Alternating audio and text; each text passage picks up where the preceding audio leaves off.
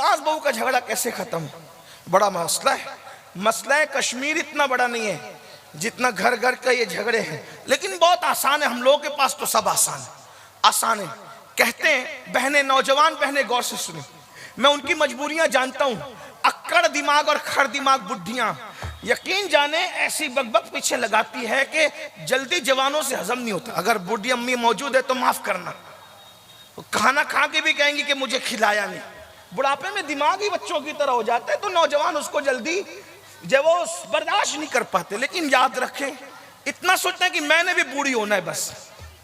आपसे भी कहता हूं, आप मैंने भी सोचते हैं जब माँ बाप बकबक करे तो सोचते हैं कि हमने भी बूढ़ा होना है। और याद रखना, बूढ़ों की बड़ी बरकत है। जिस घर में बूढ़े होते हैं उस घर में रहमतें नाजिल होती। बूढ़ों के कदमों में बरकत है। ये बूढ़े लोग बहुत कीमती है। बल्कि अल्लाह फरमाता है जिनकी दाढ़ी इस्लाम में सफेद हो जाए, मैं उनकी दुआ को रद्द नहीं करता, उनकी दुआ को रद्द करने में हया करता हूं। जब इंसान बुढ़ा हो जाता है तो अल्लाह फरिश्तों से कहता है इसके गुनाह मत लिखा करो। अल्लाह ताला बुढ़ों से मोहब्बत करता है। बुढ़े लोग बहुत अच्छे हों, लेकिन बहरहाल अब वो हो जाता है मसला। एक लड़की थी, उसकी शादी हुई। एक लड़की थी, उसकी शादी हुई। शादी होकर के जैसे ही वो अपनी ससुराल गई, शौहर तो था बहुत अच्छा, मियाँ बीवी पटती भी अच्छी थी, लेकिन बड़ी भी पीछे लगी रहती थी। ये नहीं किया, वो नहीं किया, वो नहीं किया, वो नहीं किया, वो नहीं किया। तंग आ गई बहू।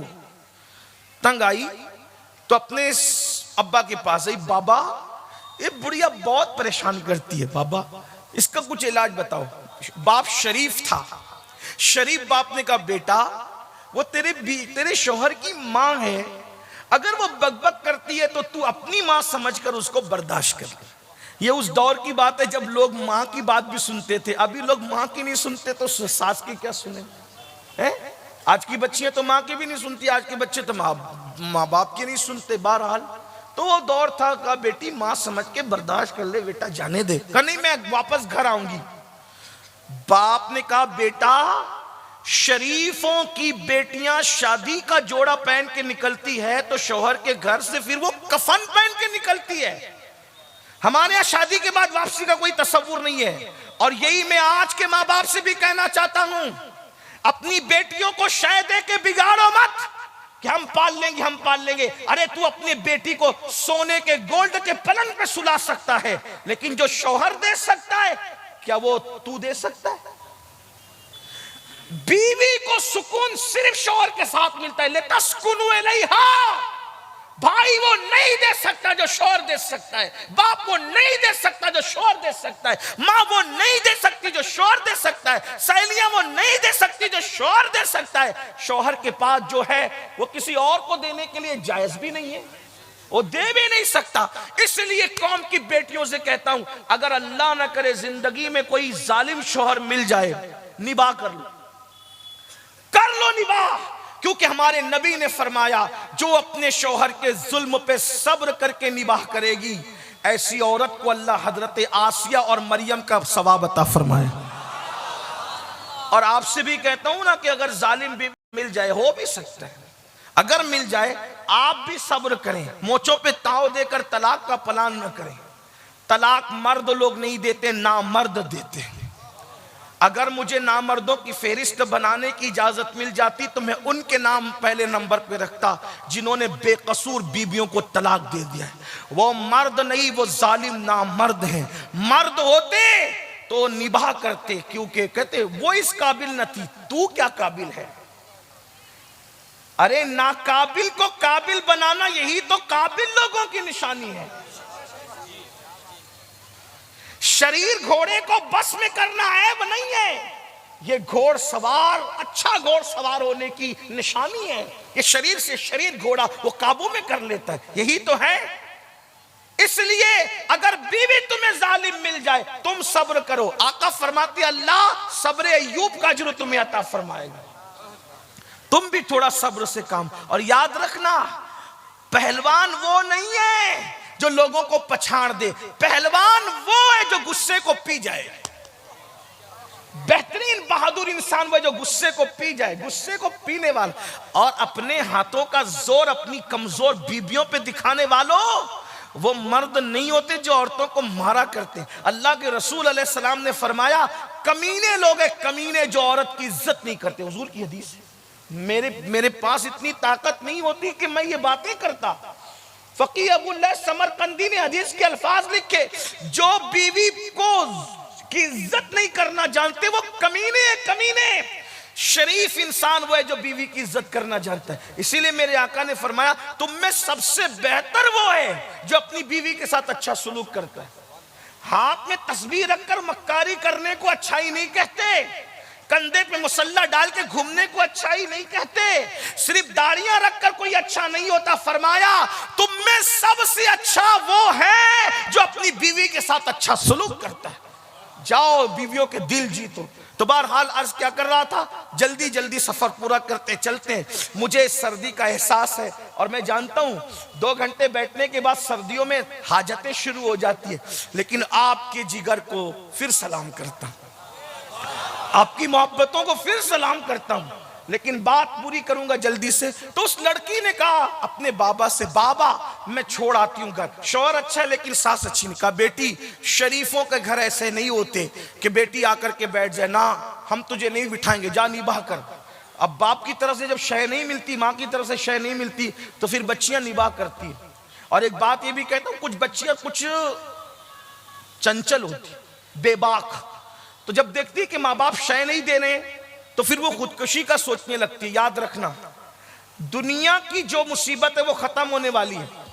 अगर दुनिया की मुसीबत से तंग आकर के खुदकुशी करोगे ना तो कयामत तक जहन्नम के अंदर तुमने जैसी खुदकुशी की है वैसी बार बार तुम्हें मारा जाएगा।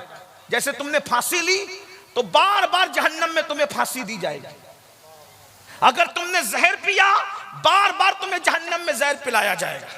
अगर तुमने छुरा भोग लिया तो तुम्हें बार बार तुम्हारे अंदर छुरा भोगा जाएगा। इसका मतलब यह है कि दुनिया से इसलिए खुदकुशी की थी कि चैन मिल जाए, लेकिन ये 2 दिन का चैन दुनिया में नहीं मिला और आखिरत में हमेशा के लिए अजाब में मुब्तला हो गए जब तक अल्लाह चाहेगा।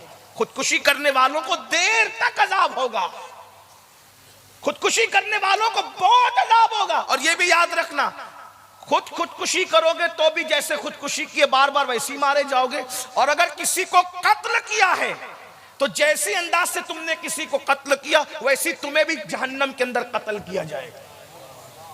और आका फरमाते जिसने किसी बेगुनाह को कत्ल किया अल्लाह ने उस पे जन्नत की खुशबू भी हराम कर दी। चिड़िया को बेगुनाह नहीं मार सकते, चिड़िया को बेजरूरत नहीं मार सकते, खेलकूद के लिए चिड़िया नहीं मारी जा सकती।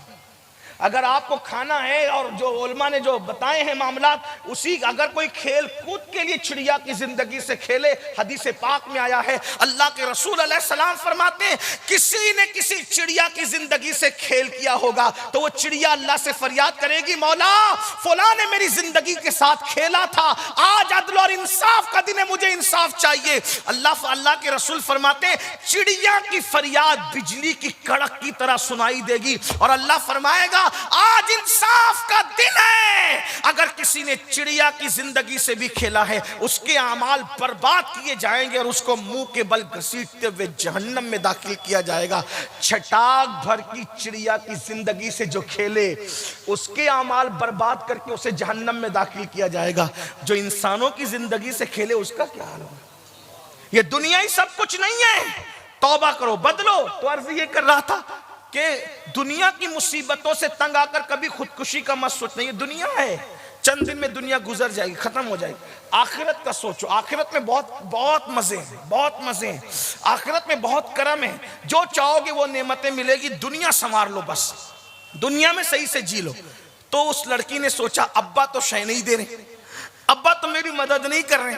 तो उस लड़की ने क्या किया, उसके अब्बा के गहरे दोस्त थे एक हकीम साहब, और वो वाकई हकीम थे, यानी ऐसी आलू चालू बाजारी आदमी नहीं, वो वाकई हकीम थे। हकीम यानी हकीम किसको कहते हैं समझते हो ना, वो जड़ी बूटी की दवाएं वगैरह बनाते हैं। वो लोग उस दौर में बहुत पढ़े लिखे होते थे, दवाएं बनाना भी जानते थे, हिकमत की बातें करना भी जानते थे। तो बचपने से चच्चा चच्चा कहती थी, अब्बा के गहरे दोस्त थे। सोचा अब्बा मदद नहीं करें, चच्चा के पास चलो। वो हकीम साहब के पास गई, कहने लगी चच्चा जान सास बहुत सताती है, जालिम, गालियां देती है, तकलीफ पहुंचाती है, मुसीबत खड़ी करती है। अब्बा को शिकायत की, अब्बा शिकायत कबूल करने तैयार नहीं। अम्मा को शिकायत की, अम्मा शिकायत कबूल करने तैयार नहीं। अब चचा एक काम करो ना, आप दवा बनाना जानते हो ना, तो ऐसी कोई दवा बनाओ मैं बुढ़िया को खिला दूं तो बुढ़िया मर जाए, उसका किस्सा खत्म हो जाए। हकीम साहब वाकई हकीम ने कहा हाँ सही कहा बेटी, बहुत सही बात। लेकिन तेरा रोज उससे झगड़ा होता है, तेरी सास, अगर बुढ़िया अचानक मरेगी तो लोगों को शक होगा ना कि बहू ने मार डाला। अपने एक आइडिया चलते हैं, क्या उसको अचानक नहीं मारते, 3 महीने के अंदर मरेगी बुढ़िया, लेकिन उसको हम लोग थोड़ा सा स्लो पॉइजन यानी थोड़ा थोड़ा जहर रोज देंगे उसको। 3 महीने की मैं पुड़िया बना देता हूं, खाने में जहर देना, लेकिन लड़ना मत वरना फिर शक होगा कि बहू ने मारा। तो करना क्या, कहा 3 महीने तक तुझे सब्र करना है। तो क्या कहा कि बुढ़िया के पैर दबाना, उसके सर में तेल डालना, कंघी करना, उसके कपड़े धुलना, उसको खाना खिलाना, इतना प्यार की एक्टिंग कर कि ऐसा लगे कि तू उसकी बेटी है। तो होगा क्या, जब वो मर जाएगी जहर से तो तुझे, तेरे ऊपर किसी को शक भी नहीं आएगा कि तूने मारा है। उसने कहा 3 महीने अगर बुढ़िया को झेल लूं तो हमेशा के लिए मेरी राहत ही राहत है। तो चलो 3 महीने पैर दबाने में जाता क्या है, 3 महीने खाना खिलाने में जाता क्या, 3 महीने खिदमत करने में जाता क्या है। पुड़िया लेकर आई चुपके से, अब आई तो बड़ी भी ने कहा कहाँ गई थी, अम्मा वो तो मैं ऐसे ही वैस गई, तो अपना अंदाज प्यार का। अब वो गाली दे रही है, चुप है, अम्मी मैं खाना दूं तुम्हें, चल जा यहां से निकल, बदमाश कहीं की। जो भी हुआ होगा, जैसा भी हुआ होगा, जैसे आप सुनते देखते रहते हैं। इसने कहा नहीं अम्मी आप नाराज नहीं हो ना, मैं आपको खाना देती हूँ। एक बात याद रखना मेरे अजीज, कुत्ते को भी प्यार दो ना तो कुत्ता भी दुम हिलाने लगता है, बकरी को भी सहलाओ ना तो बकरी और गाय भी गर्दन झुका देती है। प्यार में वो असर है, प्यार में वो तासीर है। पत्थर भी मोम होता है, कुत्ते भी जेर होते हैं, जानवर भी सर झुकाते हैं। आप कभी किसी जानवर के हाथ बदन पे हाथ फेर के देखना प्यार से, न गर्दन झुकाए तो फिर कहना, फितरत है। मोहब्बत की तासीर, मोहब्बत बड़ी पुरअसर है, मोहब्बत में बड़ी तासीर है। जो मुहिम हथियारों से सर नहीं होती वो मोहब्बतों से सर हो जाती है। एक दिन गुजरा, उसने वो पुड़िया खाने में मिला दी, नाश्ते में खाने में मिलाकर बुढ़िया को दिया। पैर दबा रही है, सर दबा रही है, कपड़े पेश कर रही है। बुढ़िया सोच रही है इतने मूड में आज कैसे है, ये बदमाश हमेशा सताती रहती है, मुंह चलाती रहती है, और ये आज बड़ी खिदमत कर रही है। सोचा हो सकता कोई बात हो। दूसरा दिन फिर वही, तीसरा दिन फिर वही। बहू के दिमाग में चल रहा है 3 महीने खिदमत करो, हमेशा के लिए छुट्टी पाओ। जैसे ही 8-10 दिन गुजरे, अब ये प्यार देने वाली बहू प्यार दे रही, तो बुढ़िया ने सोचा या अल्लाह मेरी बहू मुझे इतना प्यार दे रही, मैं वही कमबख्त दिल में उसका कीना लेके बैठी। तो बुढ़िया ने भी सोचा जब बहू बदल गई तो मुझे भी बदल जाना चाहिए। अब वो दोनों में प्यार हो गया, झगड़ा खत्म हो गया, मोहब्बत खत्म हो गई। 8-10 दिन में ये हुआ तो बहू जो है वो सास को मां की तरह लगने लगी, और सास जो है वो बहू के लिए बहू जो है वो सास को बेटी की तरह दिखने लगी। अब वो सास बहू एक दूसरे के बगैर रह नहीं रहे, इधर मोहब्बत हुई तो उधर भी मोहब्बत हो गई।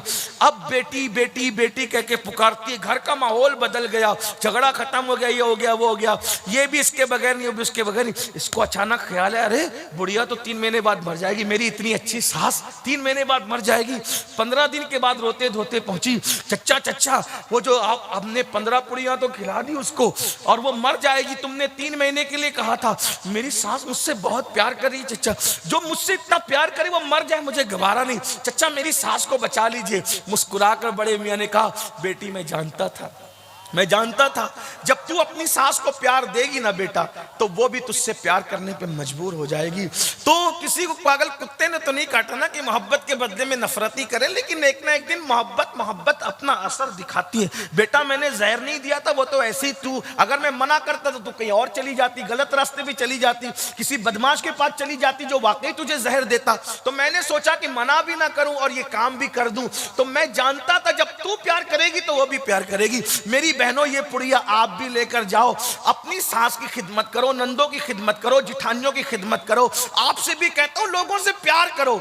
मेरे आका अलैहिस्सलाम के दीवानों, ये कादरी फकीर आपकी बस्ती में तुम्हें गारंटी दे के जा रहा है, सबसे प्यार करो, दुनिया कदम में न झुक जाए तो फिर कहना। आखिरी बात अर्ज करूं आपके सामने, बस तवज्जो से सुन ले। आखिरी बात अर्ज करूं आपके सामने, अल्लाह के रसूल ने किस किस को माफ किया, अल्लाह के रसूल ने कैसे कैसे लोगों को माफ किया जानते हैं? आखिरी बात देखो हुजूर ने कैसे माफ किया। माफ करना सीखो।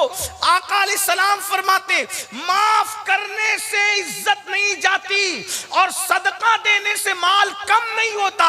माफ करो, खुदा तुम्हारी इज्जत बढ़ाएगा। सदका दो, अल्लाह तुम्हारे माल में बरकत अता करेगा। एक सुने तवज्जो से, आखिरी बात उसको अपने अल्फाज के जामे में पेश कर रहा हूं, तवज्जो से सुन। मक्का फतेह हुआ, फतेह मक्का का दिन था। अल्लाह के रसूल ने फरमाया कोई किसी पे तलवार नहीं उठाना। साहबा ने कहा ठीक है, लेकिन हुजूर अलैहिस्सलाम ने कुछ लोगों के नाम ब्लैक लिस्ट में गोया के रखे थे, यानी ये दिखे तो उसको दिखे तो कत्ल कर देना है, क्योंकि उन लोगों ने किए ही थे ऐसे काम। उनमें से कुछ लोग थे, उनमें एक नाम था वहशी। ये वहशी कौन है जानते हैं? वहशी, वहशी, अल्लाह अकबर। ये वहशी वो शख्स है, वो जवान है जिन्होंने रसूलुल्लाह के सगे चचा हजरत अमीर हमजा को कत्ल किया और कत्ल करके सीना चीरा था और एक औरत के हवाले किया था। उस औरत ने वो कच्चा चबाया था, कलेजा और थूका था। कान काटे थे, होठ काटे थे, नाक काटे, उंगलियां काटी थी। लेकिन ये बात याद रखें, जिन लोगों ने भी ऐसा किया बाद में वो मुसलमान हुए और हुजूर ने उनको माफ किया। तो इस्लाम लाने से पहले अगर किसी ने कुछ कर दिया तो इस्लाम लाने के बाद हम उस पर तान नहीं कर सकते। याद रखना, हुजूर ने जिनको माफ कर दिया, अब हम उन मुर्दे गड़ों को, उन गड़े हुए मुर्दों को नहीं उकेल सकते। कुछ लोग ऐसा करते हैं। याद रखना, जिसको रसूलुल्लाह ने माफ कर दिया, अब हम गुलाम होने की हैसियत से उन पे क्रिटिसाइज नहीं कर सकते, नुक्ताचीनी नहीं कर सकते, उनके ऐब बयान नहीं कर सकते। तो हुजूर ने कैसे अपना बनाया? वहशी एक हबशी गुलाम है, छोटी छोटी आंखें, निशाने बाज है। अमीर हमजा को कत्ल किया और कान काटे, नाक काटी, उंगलियां काटी। आका का फरमान था वहशी दिखेगा उसको जहां दिखे कत्ल कर दे, जहां दिखे। किसी ने वहशी से कहा वहशी तेरे नाम के हवाले से मोहम्मद अरबी रूही फिदा सल्लल्लाहु अलैहि वसल्लम का फरमान है कि वहशी जहां दिखे उसे कत्ल कर। तो उनके सहाबी तुम्हें ढूंढ रहे हैं वहशी, वो तुम्हें कत्ल कर देंगे। तो वहशी ने कहा जब मुझे कत्ल ही होना है तो मैं उनके सहाबा के हाथ से क्यों कत्ल हूं? भाई जब कत्ल ही होना है तो मैं बहादुर आदमी हूं, बड़े आदमी के हाथ से कत्ल हूंगा तो जिंदगी भर मेरा नाम रहेगा। मैं डायरेक्ट जाऊंगा मोहम्मद अरबी के पास और उनको कहूंगा वो खुद ही कत्ल करें। भाई जब वो मुझे कत्ल करेंगे तो मेरा नाम रहेगा ना, मैं उनके सहाबा के हाथ से कत्ल नहीं होगा। और वहशी बहादुर आदमी था, आ गया फतेह मक्का के दिन, आके हुजूर के सामने खड़ा हो गया। अल्लाह के रसूल अलैहिस्सलाम नजरें झुकाए, गर्दन, हुजूर की आदत थी, हुजूर हमेशा गर्दन झुका के और नजरें झुका करके बैठा कर। नीची आंखों की शर्मो हया पे दुरूद, ऊंची बीनी की रिफत पे लाखों सलाम। साहबा बैठे हैं, हुजूर की नजरें झुकी हुई है। वैशी मजबूत जिस्म आदमी, कद छोटा है, आंखें छोटी छोटी है, और वैशी जो वह हबशी नस्ल है, मजबूत जिस्म, बहुत तेज और तर्रार, आके खड़ा होता है और मुखातिब होता है, ए मोहम्मद सल्लल्लाहु अलैहि वसल्लम, क्या आपने मेरे कत्ल का हुक्म दिया? हुजूर ने नजर उठाई, कौन है तू? मुझी को वहशी कहते हैं, हमजा का कातिल हूं मैं। हाँ, मेरे चचा को तूने कत्ल किया, उनका सीना चीरा, कान काटे, नाक काटी, होंठ काटे, जबान काटी, उंगलियां काटी। औरतों ने उसको पिरो करके जेवर की शक्ल में पहना था। तू ही है ना मेरे चचा का कातिल? वहशी तू है ना? हाँ, मैंने कत्ल किया आपके चचा को, इसीलिए हुक्म है तुम्हें कत्ल किया जाए। तो अचानक उसकी जबान से निकला, ए मोहम्मद सल्लल्लाहु अलैहि वसल्लम, क्या आप मुझे माफ नहीं कर सकते? कौन? चचा का कातिल, वो चचा जिनको हुजूर बाप का दर्जा देते, अपने चचाओं में उनसे बेपनाह प्यार करते थे। सोचो मुसलमानों, हम नबी के नाम पे जान देने की बात करते हैं, लब्बैक या रसूल अल्लाह के नारे लगाते हैं, हुजूर को आइडियल बनाने की बात करते हैं, लेकिन आज हमारा अंदाज क्या है? हमारी फूफियों से हमारी नहीं बनती, हमारे चचाओं से हमारी बात बंद है, हमारे रिश्तेदारों से हम नफरत करते हैं। याद रखना, मौलमा की मौजूदगी में मैं अर्ज किए जा रहा हूं, दाढ़ी, टोपी और नमाज तुम्हें उस वक्त तक जन्नत में नहीं ले जा सकती जब तक तुम्हारे सीनों में अपने रिश्तेदारों के लिए, मोमिनों के लिए मोहब्बत ना हो। अल्लाह के रसूल फरमाते हैं, उन लोगों के सजदे और उनकी दुआएं उनके सर के ऊपर नहीं जाती जिनके दिलों में मुसलमानों के लिए कीना होता है। अपने दिलों को झांक के देखो, चचाओं के लिए कीना, बड़े अब्बू के लिए कीना, दादियों के लिए कीना, भाइयों के लिए कीना, भाभियों के लिए कीना। और सजदों पे घमंड करने वालों, तुम्हारे सजदे तुम्हारे मुंह पे मारे जा रहे हैं। क़यामत के दिन जब अल्लाह की अदालत में खड़े होंगे, मुखज्जराने कौम मिल्लत कहलाने वालों, हाजी नमाजी कहलाने वालों, दाढ़ी टोपी वाले कहलाने वालों, ये दुनिया में तो तुम्हें टाइटल मिल गए, लेकिन जब अल्लाह की अदालत में खड़े होंगे तो तुम्हारा नेकियों का दफ्तर जीरो होगा, जीरो। उस दिन पछताओगे, मैंने तो हज भी किया था, उम्रे भी किए थे, ज़कातें भी दी थी, नमाज़ें भी पढ़ी थी, कहाँ गई मेरी नेकियां? लिखी नहीं गई। तो कहा जाएगा, बंदे क्या तुझे याद नहीं, अल्लाह के रसूल ने फरमाया कि जिसके दिल में मुसलमान के लिए कीना है उसकी नेकियां तो जाया हो गई, उसकी नेकियां तो लिखी ही नहीं गई, उनके मुंह में मार दी गई उनकी नेकियां। क्या बनेगा आपका? क्या बनेगा? कब तक नफरतों के सौदागर बनकर जिंदगी गुजारोगे? हम नफरत के लिए नहीं आए, जात के लिए लड़ना कुत्तों का काम है, इंसानों का काम नहीं। अपनी जात के लिए कुत्ते लड़ते हैं, इंसान नहीं लड़ा करते। आज हम अपनी जात के लिए लड़ रहे हैं, छोटी छोटी बातों पे लड़ रहे हैं। एक की बकरी ने दूसरे के आंगन में पेशाब कर दी, उसी पर कत्ल हो जाता है। मेरे आंगन में तेरा कचरा क्यों आ गया, उसी पे झगड़े हो जाते हैं, पुलिस स्टेशनों में मुकदमे लिखाए जाते हैं।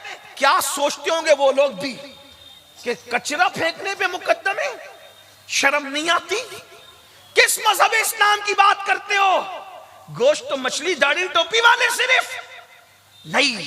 दाढ़ी और टोपी की अहमियत इस्लाम में जरूर है, हम उसका मजाक नहीं उड़ाते, लेकिन अल्लाह के रसूल ने फरमाया, अत्तक़वा हाँ होना, तकवा यहां है, इस दिल में तकवा है। मोहब्बत वाला दिल न हो, इकबाल ने कहा था, दर्द दिल के वास्ते पैदा किया इंसान को, वरना इबादत के लिए कुछ कम न थे करोड़ों बयां। तुम्हें पता है शबे कद्र में जिब्रील और जो फरिश्ते आते क्यों आते हैं? साल भर फरिश्ते और जिब्रील अल्लाह से कहते, अल्लाह हमें जमीन पे जाने दे और उनकी जियारत करने दे जो इबादत हम नहीं कर सकते, और वो लोग हमसे, हम जो हम नहीं कर सकते वो इबादत जो मुसलमान करते हैं उनकी जियारत करने दे। तो कौन सी इबादत है जो जिब्रील नहीं कर सकते? तवज्जो है? कौन सी इबादत है जो जिब्रील नहीं कर सकते? कौन सी इबादत है जो फरिश्ते नहीं कर सकते और आप और हम करते हैं? और जिब्रील खाते नहीं ना मेरे अजीज, जिब्रील खाते नहीं है ना, वो खाने से महफूज है, पाक है। तो क्या होता है, अब वो इबादत जो जिब्रील नहीं कर सकते तुम करते हो। कौन सी? भूख मुझे लगी है, खाना मेरे पास है और मैंने वो खाना किसी और को खिला दिया। ये काम जिब्रील नहीं कर, फरिश्ते नहीं कर सकते ना, क्योंकि फरिश्ते तो खाने से पाक है। किस कोई बीमार तड़प रहा हो, उसके सराहने जाकर तुम उसको थपकियां देते, ये काम फरिश्ते नहीं कर सकते। कोई मुसीबत ज़दा आए, तुम उसकी मुसीबत दूर कर देते हो, अपनी जरूरत को कुचल कर उसकी मुसीबत। ये वो इबादतें हैं जो फरिश्ते नहीं करते, वो तुम करते हो। ये इसको दर्द दिल कहते हैं। दर्द दिल के वास्ते पैदा किया इंसान को, वरना इबादत के लिए कुछ कम न थे करोड़ों बयां। ऐसी इबादत करने वालों के लिए फरिश्ते जमीन पे आते, उनकी जियारत करने की। इसको अल्लामा इस्माइल हक्की ने लिखा है। और भी इबादतों का मफहूम है, मैं उसका मुनकिर नहीं हूं, लेकिन याद रखना। तो अर्ज क्या कर रहा था, वहशी ने कहा, ए मोहम्मद, रूही फिदा सल्लल्लाहु अलैहि वसल्लम, क्या आप मुझे माफ नहीं कर सकते? सोचो, रहमतुल लिल आलमीन की अदालत में एक मुजरिम कत्ल का, वो भी चचा के कत्ल का, और वो कहता है कि आप मुझे माफ नहीं कर सकते। तो मेरे आका ने क्या कहा पता है? बगैर तवक्कुफ किए रुके हुए, हाँ मैं तुम्हें माफ कर सकता हूं, बिल्कुल तुम्हारी माफी हो सकती है। माफी हो सकती कहां? एक शर्त है। कहा क्या? कलमा पढ़ के मुसलमान हो जाओ, मैं तुम्हें माफ कर दूं। ये इस्लाम है। अच्छा, अब वो वहशी दिमागदार ज़हीन आदमी का कलमा पढ़ूंगा तो क्या होगा? कहा कि कलमा पढ़ेगा तो तेरे सब गुनाह माफ हो जाएंगे, सब जुर्म माफ हो जाएंगे और अल्लाह तुझे जन्नत देगा। कहा कलमा पढ़ लूंगा, आप माफ कर देंगे, अगर आपका अल्लाह माफ नहीं करा तो आप माफ कर दिए ना कलमा पढ़ने से, आपका अल्लाह माफ ना करे तो? हुजूर क्या फरमाते हैं? मैं जमानत देता हूं वहशी, जब मैं माफ करूंगा तो मेरा अल्लाह भी माफ कर दे। चचा के कातिल के साथ ये सुलूक कि उसको माफी की जमानत दी जा रही। अल्लाह रब्बुल इज्जत के हवाले से कहा जा रहा है कि मैं जमानत देता हूं कि अल्लाह तुझे जरूर माफ करेगा। ये है हुजूर का किरदार। हमारे पास क्या है? आइए, अगर आपसे कोई माफी मांगता है माफ कीजिए, बाप का कातिल भी माफी मांगे माफ कीजिए, और अगर आप माफ नहीं करते, अल्लाह के रसूल ने फरमाया जो दुनिया में माफी मांगने वालों को माफ नहीं करेगा, कयामत के दिन अल्लाह उसको माफ नहीं करेगा। मोहब्बतों के सफीर बनो, मोहब्बतों को आम करो। अल्लाह पाक की बारगाह में दुआ है कि अल्लाह ताला हम सबको मोहब्बतों को आम करने की तौफीक अता फरमाए। ये आजकल जो आपने खोल रखा है नफरतों की दुकानें, मोमिन नफरत नहीं करता। मोमिन के दिल तो नर्म होते हैं, प्यार से भरे होते हैं, और यही नफरतों और खुदगर्जियों का माहौल है कि जब रिश्ते ढूंढने निकलते हो ना मेरे भाई, तो भी सोचते हो कि जैज ज्यादा कहाँ से मिलेगा, पैसे ज्यादा कहाँ से मिलेंगे, और ये कहाँ से मिलेगा, वो कहाँ से मिलेगा। ये लालच छोड़ो, अल्लाह की बारगाह में तौबा करो। मेरे भाइयों, मेरी बहनों, मैं अपनी बहनों से भी कहता हूँ, याद रखना ये सारी चीजें जो हमने खुद गर्जी और दुनिया परस्ती के लिए कर रखी है, इसी की वजह से इतना नुकसान हो रहा है कि आज मुसलमानों की बेटियां दूसरों का हाथ पकड़ करके जा रही हैं। आज ये है कि बच्चियां मुर्तद हो रही है। आपको पता नहीं है, सब बच्चियां ऐसी नहीं होती, लेकिन मेरी बहनों, मेरे भाइयों, अपनी गलत रविश से अपनी बच्चियों का कितना नुकसान हो रहा है। ये जो बच्चियां माज़अल्लाह कभी कभी जिस्म बेचने लगती है, गलत रास्ते पे चली जाती है, वजह क्या है कि आप लोगों ने तो शादियों को महंगा कर रखा है, जहेज के नाम पर, इसके नाम पे, उसके नाम पर। तो अच्छी खासी बच्चियां मजबूर होकर के सोचती है कि चलो चलो जो है वो अब जिस्म बेचो और ये करो और वो करो और वो करो। हालांकि मैं उनकी तायद नहीं कर रहा हूं, मजबूरी के अंदर इंसान को इतना गिरना नहीं चाहिए, लेकिन वो रास्ते पर इंसान खुद ब खुद चला जाता है। मजबूरियां इंसान को गलत रास्ते पर ले जाती है, गलत राहों पे ले जाती है। मैं अपने जवानों से कहता हूं, सोचो तो सही, तुमने जहेज की वजह से, पैसों की वजह से, मालदारी की वजह से गरीब बच्चियों को नजरअंदाज कर रखा है, गरीब बच्चियों को छोड़ रखा है। जब रसूलुल्लाह की उम्मत की बेटियां लौजों में बिकती होगी, उनकी आबरूओं का नीलाम होता होगा, उनकी आबरूओं का सौदा होता होगा, तो अल्लाह के रसूल के दिल पे क्या गुजरती होगी जब तुम क़यामत के दिन जाओगे रसूलुल्लाह को मुंह दिखाने के लिए, और हुजूर कहेंगे कि तेरी गलत रसूमात की वजह से मेरी उम्मत की बेटियां बिक रही थी, उनकी आबरू और हया बिक रही थी, और हुजूर ने तुमसे मुंह फेर लिया, तो तुम क्या करोगे? इतना जालिम माशरा बना रखा है कि आज बेटियां गलत रास्ते पे जा रही। हमारे ये जहेज की रस्में, ये पैसों की रस्में, ये दौलत की रस्में, भिखारी बने हो। रसूलुल्लाह ने कौन सा जहेज दिया? हुजूर के यहाँ शादियां हुई तो कौन सा जहेज लिया, कौन सा जहेज दिया? बल्कि लोग इस मौके पे दीनदार लोग भी लालच का शिकार होते हैं। याद रखना, तुम्हारी दीनदारियां तुम्हारे मुंह पे मार दी जाएगी। मुनाफिक ना बनो, जो बोलते उस पे अमल करो। या अय्युहल्लज़ीना आमनू लिमा तक़ूलूना मा ला तफ़अलून, वो क्यों कहते हो जिस पे तुम खुद अमल नहीं करते? रिश्ते ढूंढने निकलते हो तो वो जगह, वो मकान ढूंढते हो जहां जहेज की भीख मिलेगी, लालच से जाते हो। अगर सब जहेज की लालच में पड़ेंगे तो शरीफ बेटियों का रिश्ता कौन, कहां से आएगा? गरीबों का कौन होगा? और याद रखना, अपने जवानों से कहता हूं, मेरे जवानों, किसी का भी दिया हुआ जहेज आखिरी दम तक तुम्हारा साथ नहीं दे सकता, मगर याद रखना, अगर तुमने किसी गरीब की बेटी को जहेज के बगैर घर लाया और उसके दिल से दुआ निकल गई, तो इंशाअल्लाह वो दुआ तुम्हारी नस्लों तक काम आएगी। जहेज नस्लों तक काम नहीं आएगा, जहेज नस्लों तक काम नहीं आएगा, लेकिन दुआएं नस्लों तक काम आएगी। मैं तो आखिरी बात कहने चला था, लेकिन इशारा हुआ, एक बात और सुन लें, बस उस पे बात पूरी। एक बात और, हालांकि इतनी रात गए, मैं खुद भी तकरीर को पसंद नहीं करता। मैं लोगों से कहता हूं कि मैं हंसा नहीं पाता हूं तकरीर में, तो मुझे 11 बजे माइक दे दिया। लेकिन कुछ लोगों के अपने तकाजे होते हैं, तो बहरहाल सुन ले। अपनी बहनों से भी कहता हूं, अपने बेटों को बेचो मत बेचो, जहेज के बदले बेटों को मत बेचो। जब तुम शादियां करने निकलती हो तो बड़े घर की बेटियां, पढ़ी लिखी बेटियां बहुत ढूंढने निकलती हो। एक बात आपसे कहूं, बहुत कीमती बात, कुछ याद रहे न रहे, अच्छा डॉक्टर, अच्छा शौहर हो ये जरूरी नहीं। खूबसूरत लड़की, अच्छी बीवी हो ये जरूरी नहीं। अच्छा मुकर्रिर, अच्छा शौहर हो जरूरी नहीं। अच्छा वकील, अच्छा शौहर हो जरूरी नहीं। अच्छा टीचर, अच्छा शौहर हो जरूरी नहीं। अच्छी मुदर्रिसा, अच्छी बीवी हो जरूरी नहीं। तो मेरी आपसे गुजारिश ये है, मालदार वकील डॉक्टर शादी के मौके पे ढूंढने मत निकलो। तवज्जो है, वकील ढूंढने निकलो मुकद्दमे के लिए। ध्यान रखना, बहुत कीमती बात कहने जा रहा हूं, आपकी तवज्जो। वकील ढूंढने निकलो मुकद्दमे के लिए, वकील की जरूरत मुकद्दमे में है।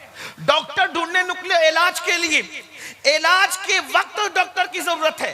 टीचर ढूंढने निकलो पढ़ने लिखने के लिए, पढ़ाई के लिए टीचर की जरूरत है। शादी करने निकलो, डॉक्टर वकील टीचर इंजीनियर मौलाना खतीब अदीब ढूंढने की जरूरत नहीं। जब शादी करने निकलो तो औरत अच्छा शौहर ढूंढे और शौहर अच्छी बीवी ढूंढे। शादी हम क्या कर रहे हैं, शादी में डॉक्टर ढूंढ रहे हैं, तो डॉक्टर तो मिलता है, अच्छा शौहर नहीं मिलता है ना। हम शादी के मौके में मालदार ढूंढ रहे हैं, मालदार तो मिल जाती, अच्छी बीवी नहीं मिलती। तो जब शादियों के लिए निकलो तो सिर्फ अच्छा शौहर तलाश करो, सिर्फ अच्छी बीवी तलाश करो। और याद रखना, कोई अनपढ़ भी कभी अच्छे शौहर का किरदार निभा सकता है, कोई गरीब भी कभी अच्छी बीवी का किरदार निभा सकती है, अगर उसके दिल में अल्लाह का खौफ और खशियत मौजूद है तो। ये बात याद रखना। आज हम सब ढूंढ रहे हैं, अच्छी बीवी नहीं ढूंढ पा रहे, क्योंकि हमने बीवी की हैसियत से ढूंढा ही नहीं। हम सब ढूंढ रहे हैं, अच्छा शौहर नहीं ढूंढ पा रहे, क्योंकि हमने अच्छे शौहर की हैसियत से ढूंढा ही नहीं। हम तो सौदेबाजी के लिए निकले। ये मुशरिकों की रसूमात थी जिसको तुमने अपनाया। और याद रखना, ये इस्लाही माशरा के जलसे माफ करना आपको जन्नत में शायद न ले जा सके, क्योंकि आपने तो अपने माशरे में मुशरिकीन की रसूमात दाखिल। ये जहेज का मांगना लेना देना हमारे मजहब में कहाँ है कि अपने मजहब में बताओ। हमारे मजहब में तो ये कि एक सेब खाने पर शादी हो जाती है, और वो भी बतौरे सजा सुनाया जाता है, अंधी है, लंगड़ी है, लूली है ना, यही कहा जाता है ना। और वो नौजवान उस सजा को सजा के तौर पे बखुशी कबूल करते हैं। अगर सेब की माफी इसी पर है कि अंधी बीवी चाहिए, लंगड़ी चाहिए, लूली चाहिए, सब ले लेंगे, लेकिन कयामत में सेब का जवाब कौन देगा, है ना। कोई जहेज था साथ में, कोई कपड़े थे साथ में, क्या था।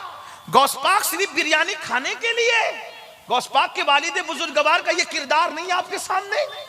बहनों से पूछता हूं, मुसीबत में सिर्फ गौसपाक को पुकारती हो, कभी गौसे पाक की अम्मी अब्बा का किरदार भी देखा। और गौसपाक की अम्मी ये भी नहीं कहती आने वाला तो अजनबी मुसाफिर है, मैं उसके साथ कैसे जाऊं, उसका तो खुद का घर भी नहीं है, खुद का मकान नहीं है, कैसे अबू साले से निकाह हो। लेकिन वो सोचती है खुद का मकान हो ना हो, लेकिन अल्लाह से इतना डरने वाला है कि एक सेब की सजा के तौर पे कबूल कर रहा है किसी को। ये होते किरदार, ये दीन, ये मजहब, हम कहाँ है।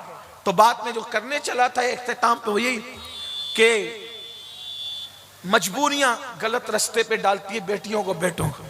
एक मर्तबा का वाकया है, 5-7 बहनें थी, 5-7 बहनें थी, उनको रिश्ते नहीं आ रहे थे। जैसे आजकल माहौल है, गरीब को कोई नहीं पूछ रहा है। दीनदार लोग भी ना सिर्फ जलसे में कहते हैं हजरत तकरीर करना, हजरत की तकरीर पे कौन अमल कर रहा है, दीनदार लोगों के यहाँ भी जब बड़े घर देखे जाते थे, कहते हैं आपने तो कहा था, तकरीर तो आप ही ने करवाई थी ना मौलाना से, अब आप जब वो मालदार घराना क्या करूं हजरत, मेरी बीवी नहीं मान रही। और इतना फर्मा बरदार हो गया तो बीवी का, पूरी जिंदगी अपनी चलाता रहा और अब मालदार घर में रिश्ते के लिए बीवी को आड़ बना लिया। यही होता है ना, ये सब होता है, ये सब झूठ है, मक्कारी है, फरेब है। जहेज क्यों मांग रहे हो? अगर बीवी नहीं मान रही है, बीवी की कितनी मानी तूने, आज सब कुछ मलका बीवी को बना दिया, झूठ है। घर की शादियों में गलत रस्में करते हो, औरतें नहीं मान रही घर की, तो औरतों की पूरी जिंदगी तुम मनवाते रहे और आज शादी के मौके पे इतने बेबस हो गए। इसका मतलब आदमी एक दूसरे के पीछे छुपता है, झूठ बोलता है इंसान, अल्लाह का खौफ जा रहा है दिलों से, वो सोचता ही नहीं कि अल्लाह देख रहा है, मुझे मरना भी, अल्लाह को जवाब भी देना है। बहरहाल तो कई बहनें थी, बड़ी बहन ने देखा कि किसी बहन को ना मुझे रिश्ता आता ना मेरी बहनों को आता है, बड़ी खूबसूरत, बाप को कैंसर का मर्ज हो गया, माँ बीमार रहती है। सोचा या अल्लाह, बाप को कैंसर हो गया, माँ बीमार रहती है, कोई हमारी मदद नहीं करता, कोई हमारी इमदाद नहीं करता, चलो एक काम करते हैं, बाजार हुस्न में रात को औरतें अपना जिस्म बेचती हैं, तो हम भी चुपके से जा करके अपनी आबरू को बेचें। उसने बुर्का पहना और जहां औरतें अपने जिस्म की नुमाइश करके अपनी आबरू को सौदा करती थी, वहां जाके बैठ गई। गरीब की बेटी थी, उसके पास मेकअप करने का कोई सामान भी नहीं था, लेकिन इतनी खूबसूरत थी, क्योंकि अल्लाह के यहाँ हुस्न देने के लिए अमीर और गरीब का फर्क नहीं होता। अल्लाह जिसके घर चाहता है खूबसूरत बच्चे पैदा कर देता है। बहुत मालदार ऐसे जिनके घर में उतने खूबसूरत नहीं होते जितने गरीबों के यहाँ होते हैं। कभी अमीरों को मालदार खूबसूरत बच्चे देते, कभी गरीबों को उसकी अता है। बहुत खूबसूरत बेटी थी, गरीब बाप के घर में पैदा हो गई और बाप बीमार रहता है, कैंसर का मरीज है, माँ बीमार रहती है, दवा को पैसे नहीं, लोग मदद नहीं करते, इमदाद नहीं करते। हाँ, हमारी कौम की भी कई बच्चियां लॉजों में आबरू बेचती होगी, क्योंकि तुम लोग हो, तुम लोग, हाँ तुम लोग, कि तुम लोग पीर की चादर, पीर के मजार पर 1 लाख की चादर तो चढ़ा सकते हो, लेकिन 500 की चादर किसी गरीब के सर पे दुपट्टे की शक्ल में नहीं डाल सकते। और ये तकरीरें जब कोई करके जाता है तो तुम उसे गालियां देते हो, वह भी आ गया था और दीन का मजाक उड़ाने वाला आ गया था। मैं कहता हूं हम चादरों का मजाक उड़ाने वाले नहीं हैं, लेकिन चादर की 1 लाख की जरूरत हमारे पीर को नहीं है, गरीब की बेटी को है। मैं ये नहीं कहना चादर ना चढ़ाओ, लोग हमें गालियां देते रहे, लेकिन अल्लाह की अदालत में उन्हें भी खड़े होना है, अल्लाह की अदालत में हम भी खड़े होंगे। हम अपनी जिम्मेदारी पूरी किए जा रहे हैं। पीर के मजार पर 1 लाख की चादर की बजाय 500 की चादर चढ़ा दे और वो रकम बचाकर किसी गरीब को सुहागन बना दे, अपने पीर के इसाले सवाब के लिए। क्यों? अगर मेरा पीर जन्नती है तो मेरे पीर को 1 लाख की चादर की जरूरत नहीं, जन्नत की चादर तो उसको उड़ा दी गई है। हाँ, लेकिन तुम नहीं करोगे, मुझे मालूम है, इसलिए कि तुम मुफ्त की जन्नत लेना चाहते हो। निकलो, असल दीन को पहचानो। हाँ, तुम ये जरूर करते हो, उर्स पर कव्वाल और कव्वालन को बुलाओगे तो हजारों लुटा दोगे उन जालिमों पर, लेकिन अगर वही स्कूल की फीस के लिए तुम्हें कोई मांगने के लिए आए तो तुम्हें मौत आती है, मौत। स्कूल की फीस देने में भी सवाब मिलेगा। कैसे स्कूल की फीस दे किसी गरीब की? कव्वाल और कव्वालनों पर 35-35 हजार तुम्हारा एक सेटिया लुटा देता है। और उसकी महफिल में पीर के नाम पर गरीब की अगर फीस भर देते, एक गरीब को पढ़ाने की जिम्मेदारी ले लो, उसकी 7 नस्लें सुधर जाएगी। आप कहते हो स्कूल की फीस भरने में भी मौलाना सवाब है। अरे नादान, जब चिड़िया और कुत्ते को पानी पिलाने पे सवाब मिल सकता है तो किसी मुसलमान के बच्चे को पढ़ाने पे सवाब क्यों नहीं मिल सकता? मरने के बाद लोगों को कांधा देने की बजाय जीते जी कांधा देने की कोशिश करो। ऐसा मत करो, असल दीन सीखो। बताओ, हम अपने मजहब में कव्वाल और कव्वालन के मुकाबले का कोई तसव्वुर है? अपने मजहब की तालीम तो ये कि औरत बुलंद आवाज से कुरान नहीं पढ़ सकती, कि मर्दों के कानों तक पहुंचे। जो मजहब औरत को बुलंद आवाज से कुरान पढ़ने की इजाजत नहीं देता कि मर्दों के कानों तक पहुंचे, उस मजहब में कव्वालन को बुलाकर उर्स में, वो भी क्या तसव्वुर है? शर्म करो, अल्लाह को जवाब देना है, मरना है तुम्हें। ऐसी महफिलों में शिरकत मत करो। लेकिन मैं ये भी जानता हूं तुम जलसों में जितने आते हो ना, उससे ज्यादा उन खुराफात की महफिलों में जाते हो। उलमा कहते हो तो तुम मानते नहीं हो, इसलिए कि कलकत्ता, मुंबई, दिल्ली और सऊदी और दुबई के सेठिए अपनी मर्जी चलाना चाहते गांव में आकर, वो उलमा की नहीं मानना चाहते। लेकिन याद रखना, दौलत के गुरूर और घमंड में अल्लाह के कानून को पीठ के पीछे डालने वालों, जब वो फिरौन को दरिया में गर्क कर सकता है तो तेरी दौलत की औकात क्या है?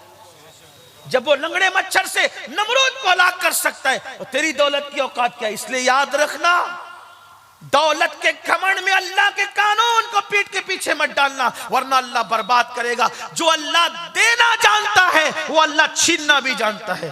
तो मैं अर्ज कर रहा था, बात इख्तिसार खत्म करते, उस लड़की ने सोचा मेरे बाप को कैंसर है, कोई मदद नहीं करता, माँ बीमार है, कोई मदद नहीं करता, बहनों को रिश्ते नहीं आते, कोई मदद नहीं करता।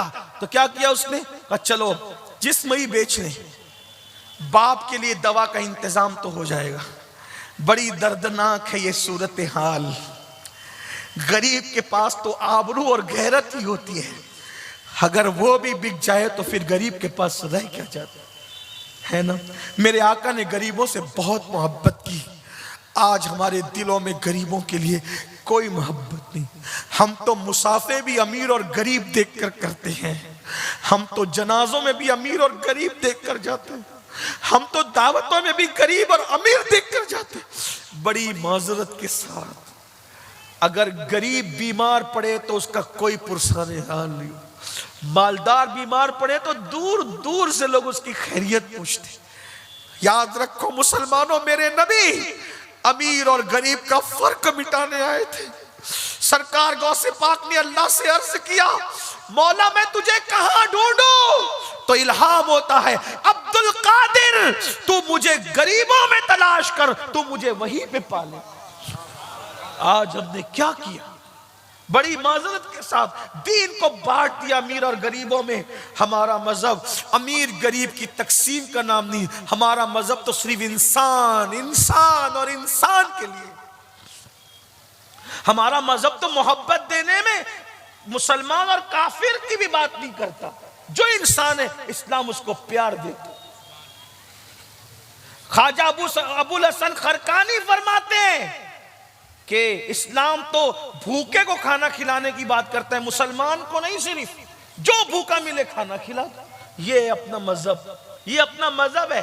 एक मर्तबा इब्राहिम अलैहिस्सलाम के पास एक आतिश परस्त मजूसी आया, उसने कहा मुझे खाना चाहिए। कहा तेरा मजहब का मजूसी हूं? कहा जा नहीं खिलाता। अल्लाह ने फौरन वही फरमाई, इब्राहिम तूने खाना नहीं खिलाया, मौला वो मजूसी था, काफिर था, मेरा बंदा तो था ना इब्राहिम, मेरी मखलूक तो था ना, इतने बरसों से मैं खिला रहा हूं, तूने एक वक्त का नहीं खिलाया।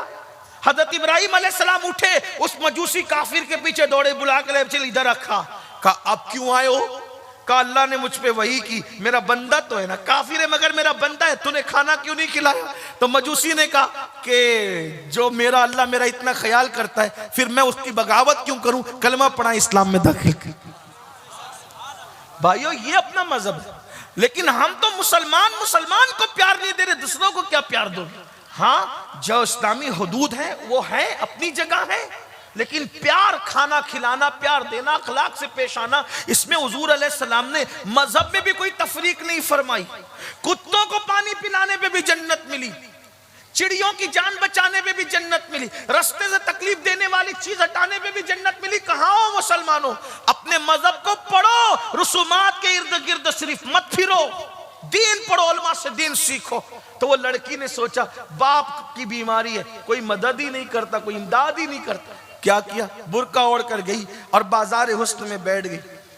पूरे बाजार हुस्न में सबसे खूबसूरत वही लड़की थी, लेकिन खुदा का करना, अल्लाह की शान, जो आता उसके करीब आता तो ऐसा लगता कि कुदरती तौर पे उसकी नजर झुक जाती और आगे बढ़ जाती। ये देखती रहती कि अब आकर कोई सौदा करेगा, और अब आकर, क्योंकि अभी तक उसने कभी आबरू बेची नहीं थी, पहला इत्तेफाक था, सूबे इत्तेफाक, गुर्बत लाई थी आबरू बेचने के लिए। लेकिन जैसे कोई आता उसकी नजर झुक जाती, देखता ही नहीं उसको, आगे बढ़ जाता, देखता ही नहीं आगे बढ़ जाता। शाम से लेके रात तक, आधी रात तक बाजार हुस्न सजा रहा। हर आने वाला अय्याश आया और अपनी पसंद की एक एक उठा ले गया, लेकिन इसको कोई ना ले गया। फूट फूट के रोई, और जाहिरी नाकामी पर और हकीकत में कामयाबी पर फूट फूट के रोई। बाप की बीमारी के इलाज के लिए आबरू बेचने आई थी, सो वो भी ना बिकी। मुझसे कम हसीन औरतों को लोग ले गए, लेकिन मुझे देखा तक नहीं। आधी रात हो रही थी, बल्कि आधी रात भी गुजर चुकी थी। घर में हंगामा था। माँ अपनी बेटियों से पूछ रही थी, तेरी बहन कहाँ है? बाप बेहोश हो रहा था, तेरी बहन कहाँ है, बताओ कहाँ है? कोई जवाब नहीं दे रहा था। आधी रात के बाद दरवाजे पे दस्तक हुई। बाप का कलेजा कांप गया। माँ के हाथों पर कपकपी तारी हुई।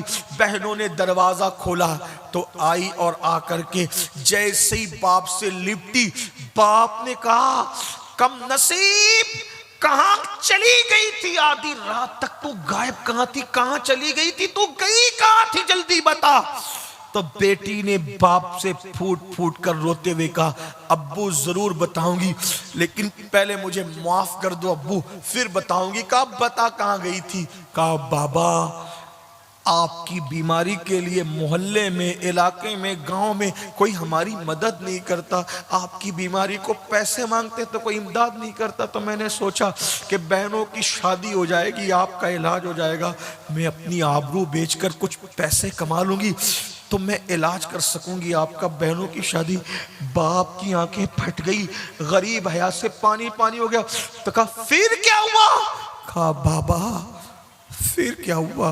गई तो थी बाजार हुस्न में अपने आबरू का सौदा करने। बाप ने कलेजा पकड़ा, हाय अल्लाह। लेकिन बाबा, आपकी बेटी के करीब जो भी आता नजरें झुकाकर चला जाता। किसी ने मेरी आबरू का सौदा न किया। बाप की जान में जाने, अल्लाह तेरा शुक्र है। जैसे अल्लाह का शुक्र अदा किया तो कहा, बेटी अल्लाह की कसम तू सच बोल रही है, तू आधी रात तक बैठी ना, इंशाअल्लाह अगर जिंदगी भर भी बैठती तो कोई तुझे ताक कर न देखता, तेरी आबरू का सौदा न करता।